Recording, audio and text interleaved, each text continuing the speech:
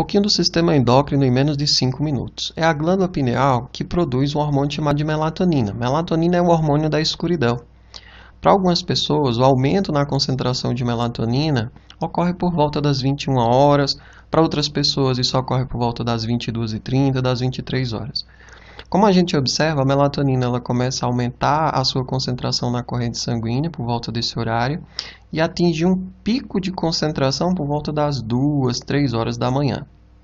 E o que faz com que essa melatonina caia em termos de concentração na corrente sanguínea?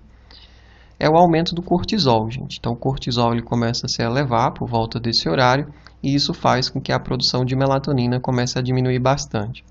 Quando chega por volta das 6 horas da manhã, essa produção de melatonina ela cai ainda mais justamente pela inibição também da luz solar. Tanto o cortisol como a luz solar vão inibir a produção dessa melatonina, vão diminuir, reduzir bastante a produção dessa melatonina.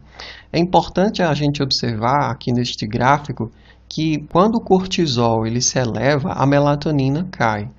Quando a melatonina se eleva, o cortisol cai. Então a gente sempre diz o seguinte, que quando a gente se estressa, a gente eleva o nível de cortisol na corrente sanguínea e esse cortisol ele tende a inibir a produção da melatonina. É por isso que algumas pessoas ficam acordando, né? Pessoas muito estressadas, que são submetidas durante o dia a várias situações de estresse, que não sabem lidar muito bem com os seus problemas, elas acabam acordando, elas têm um costume, às vezes, de ficar acordando entre as 3 e as 4 da manhã, justamente porque esse excesso de cortisol ele vai acabar inibindo de forma mais forte essa produção de melatonina. Observem também que esse pico de cortisol, esse pico de produção de cortisol ocorre por volta das 9 horas da manhã.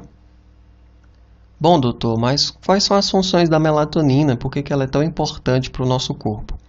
A melatonina ela protege contra a síndrome metabólica, ela ajuda você a emagrecer, é uma potentíssima antioxidante, melhora o funcionamento do sistema imunológico, faz a modulação endócrina, funciona como neuroprotetor, protegendo você, por exemplo, contra o Alzheimer, inibe a aromatase, também inibe a telomerase, tem atividade anticancerígena, protege o DNA mitocondrial, retarda o envelhecimento.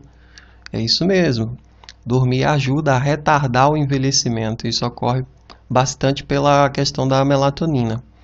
Mantém a estrutura e restaura a responsividade dos hormônios anabólicos. Mantém e restaura os ciclos dos receptores para os hormônios anabólicos. Tem uma potente ação antidepressiva. É usada muitas vezes para tratar a depressão. Reestrutura o ciclo fisiológico do sono, regula o relógio biológico e também tem uma atividade anti-angiogênica. A melatonina, o sono em si, também estão muito relacionados com a absorção dos conhecimentos adquiridos durante o dia e também com a reparação do nosso organismo. Para fechar este vídeo, essa explicação, vamos entender como é que ocorre o ciclo circadiano no corpo humano. O início da produção de melatonina ocorre para algumas pessoas por volta das 21 horas, para outras por volta das 22h30, 23 horas, como a gente já tinha comentado. O sono profundo ocorre por volta das 2 horas da manhã. A temperatura corporal do nosso corpo é a mais baixa por volta das 4h30 da manhã. Por volta das 6h30 da manhã ocorre o aumento da pressão arterial. Se você mensurar, você vai ver que ocorre o aumento da pressão arterial em relação ao momento em que você estava dormindo. Por volta das 7h30 da manhã ocorre a interrupção na secreção de melatonina, só que esses níveis de concentração, o nível de concentração de melatonina na corrente sanguínea, ele chega ao mínimo por volta das 10h30, 11 horas da manhã. Como nós vimos no gráfico anterior, o pico da produção de cortisol ocorre por volta das 9 da manhã e por volta das 10 da manhã ocorre o período de maior alerta, o pico de nossa atenção. Por volta das 14h30 ocorre o período de melhor coordenação.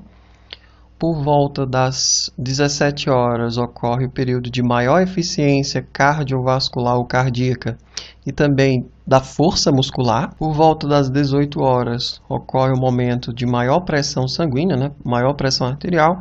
E por volta das 19 horas ocorre o período de maior temperatura corporal.